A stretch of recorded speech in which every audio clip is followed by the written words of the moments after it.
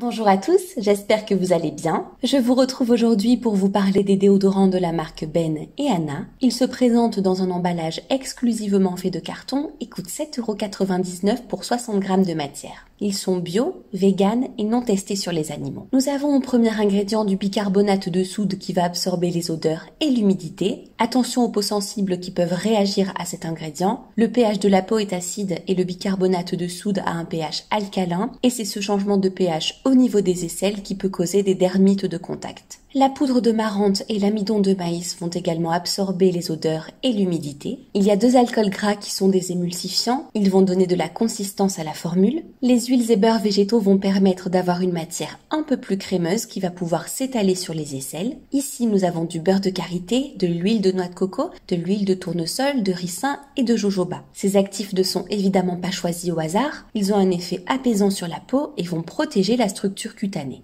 Le tocophérol va permettre d'éviter leur rancissement et va donc permettre la conservation du déodorant. On retrouve dans la composition de la résine de sal et de cire. L'une est extraite de graines de tournesol et l'autre de l'écorce du fruit du vernis du Japon. Ce sont des composants épaississants et hydratants. Il y a 2 huiles estérifiées produites d'une dissociation d'huile végétale. Elles servent de base pour diluer des huiles essentielles et des extraits de plantes. Ici, de l'extrait de racines de carottes et de l'extrait de romarin qui est un antioxydant et un antibactérien. Nous avons des huiles essentielles, de l'huile essentielle de citron, de bergamote, de mandarine et de lemongrass. Elles sont antiseptiques et vont agir sur l'odeur de la transpiration en la masquant, mais attention cependant, 3 de ces huiles sont photosensibilisantes. Une fois appliquées, l'exposition au soleil est totalement déconseillée et cela n'est malheureusement pas noté sur l'emballage du produit. On a également des extraits issus d'huiles essentielles. Nous terminons avec l'acide ascorbique, un dérivé de la vitamine C qui va améliorer la peau et qui est un antioxydant. Ce déodorant a une composition assez simple et bonne, mais je regrette que les précautions d'usage ne soient pas notées sur l'emballage. Je déconseille d'utiliser ce déodorant l'été dû à la présence d'huiles essentielles photosensibilisantes. D'autant plus qu'on ne connaît pas le pourcentage de ces huiles essentielles dans la composition.